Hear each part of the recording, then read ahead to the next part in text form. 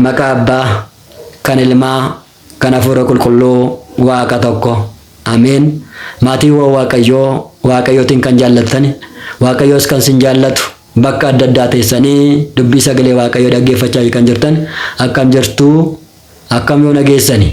Ameen. Galata Waaqayyoo jennee akka galateeffannuudhaaf Waaqni abboolii keenya sa'aatii kana eebbisee qulleessee kan nuuf kenne maqaan isaa kan galatoomeedhaaf kan ulfaatanuuf haa ta'u.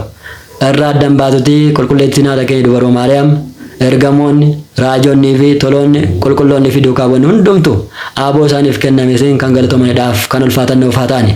Baga tsooma uummattoota Nanaweetiin baga nagaan sin gahe nu gahe. Akka eeyyama Waaqayyootti har'a walitiin kan barannu maali rafteettaatii dammaqii kan jedhu ta'a. Ka'i kan jedhu kana ta'a. Kanas kan argannu raajii Yoonaas boqonnaa 1 lakkoofsa 6 irrattidha. Jecha kana kan dubbate doonii Yoonaas keessa deemuudhaaf ajajaa kan ta'e dha. Kan inni dubbatames raajota xiqqoo keessaa tokko kan ta'e Yoonaasifidha.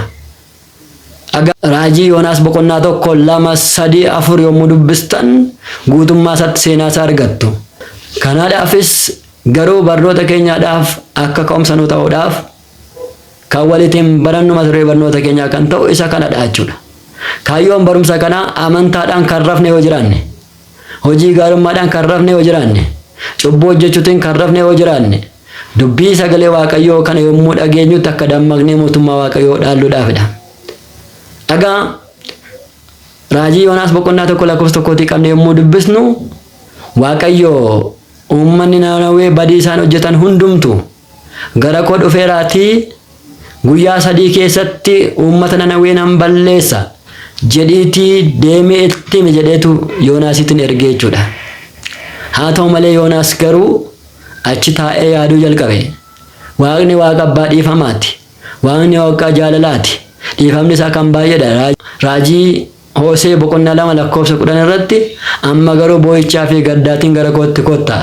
Ani dheekkamsi koo kan fagaate, dhiifamni koo kan dhiyaatedha, kan baay'atedha.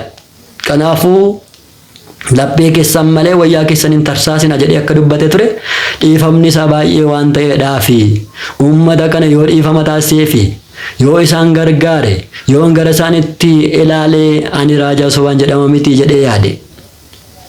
Kanaadhaafis maal filatee Waaqayyoo fuulduraatii baqatee gara Waaqayyoo hin jirretti deemuu barbaade. Yaa saboota Waaqayyoo akka Yoonaas har'as Waaqayyoo hin jiru bakka jennee yaannutti waan baay'ee kan raawwannu jirra. Dukkana dahoo godhatee baay'een isaa Waaqayyoo kan hin arganne fakkaateetu waan baay'ee hojjeta. Balbala cufatee Waaqayyoo kan hin agarreetti fakkaateetu waan baay'ee hojjeta. Yoonaas amma bakki Waaqayyoo hin jirree Tarsees kan jedhamtudha jedhee gara Tarseesitti ba'uudhaaf, gara Tarseesitti baqachuudhaaf gara Iyoophee jedhamtutti gahe. Iyoophees gaheetu Tarseesittiin kan isa gahu hundumaa qarshii kenneetu isaan walittiin adeemuu imala isaa jalqabe. Isaanis ati eenyudha? Akkasumas immoo qomoo eessaati? Maal waaqeffattaa? Garamittis deemta jedhanii gaafatani. Eessa deemta kan jedhu hin deebisuufi. Ati eenyudha? Isa dhufaanii qomoo Ibraawiidhaa jedhe. Kan inni waaqessummoo Waaqayyoodhaa jedhe. Yeroo kanatti egaa erga galee booda gara keessaatti galeetu rafee jedha yookaan ciisee jedha. Garuu ciisee jirutti garuu doonii sanarratti qilleensi hamaaniin ka'e. Galaanni irraa hafamte. Deemuu dadhabani. Yeroo kanatti namoonni hundumtuu daldaltoonni achirra jiran qabeenya isaanii galaana irratti gatuu jalqabani. Baay'ateetudha ta'a, itti ulfaateet ta'a jedhaniitu garuu tasgabbaa'uu hin dandeenye. Dabalatas galaanatti gatuun isaanii seexana achi keessan jeequudhaaf jedhanii gataa deemuu yeroo satti dhiisaafi ture. Har'a garuu kan hin dhiisne ta'e. Achi waan godhan yommuu dhabanitti isaan keessaati Yoonaas garuu rafee ture. Kurruufaa jira. Yeroo kanatti ajajaan doonii sanaa gara Yoonaasitti deemeetu maali rafteetta? Waaqni keenuuf kadhadhu akka nun balleessiniidhaaf dhiifama akka nu gootaniidhaaf akka nuuf godhuudhaaf nuuf kadhadhu jedhanii. Yeroo kanatti Yoonaas akka bara ammaa kana sababan baay'isne lakki dooniin kun kan sin jeeqaa jiru kan akkasitti raafamaa jiru waan biraadhaaf otoo hin taane sababa koottidha jedhe. Sababa koottidha. Anaatiin baastanii yoo galana kanatti nagattanii deemsi keessan imalli keessan ni milkaa'a. Qilleensi kunis dooniin kunis hin tasgabbaa'a jedhee dubbate.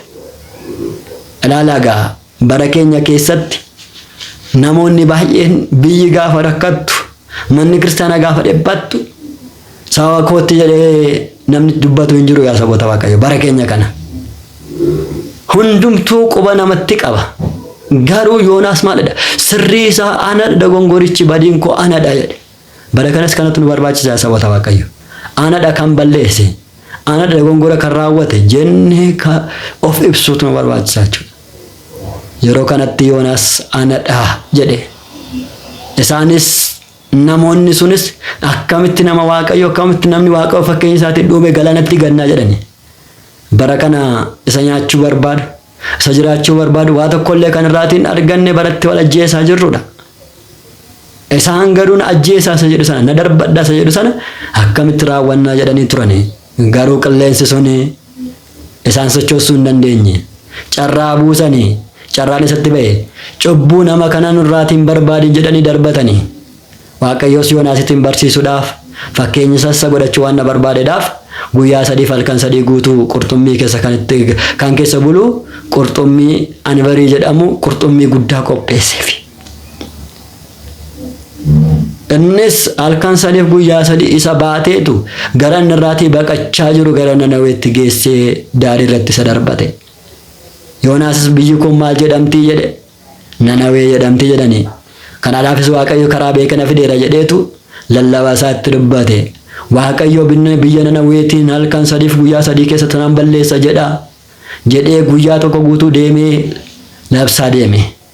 Yeroo kanatti uummanni Nanawee Waaqayyotti amananii.